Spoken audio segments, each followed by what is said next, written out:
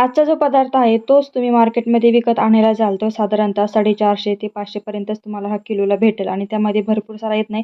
तर आपण घरातल्याच 2 साहित्यात हा पदार्थ करणार आहोत आणि तेही 1 किलोपेक्षा जास्त तयार होतो.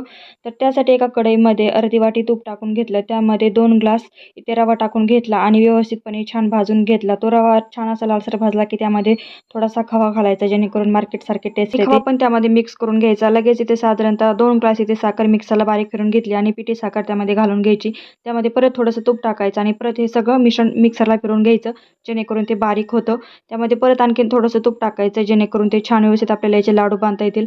जसं तूप लागेल तसं टाकत राहायचं जेणेकरून त्याचे लाडू व्यवस्थित बांधता येतात. तुम्ही हवे त्या आकारामध्ये तुम्ही ते लाडू बांधू शकता. इथे आम्ही गोल बनवण्याऐवजी ही जी पद्धत आहे ती थोडीशी जुनी आहे. या पद्धतीच्या माझ्या आजी लाडू बांधायची. तर शक्यतो मला या पद्धतीचे लाडू बांधता येत नाही त्यामुळे मी गोलच बांधते. पण हे लाडू सासूबाईंनी बनवले आहेत. मस्तपैकी ते आपले जिभेत होतात विरघळणारे रव्याचे लाडू बनवून तयार.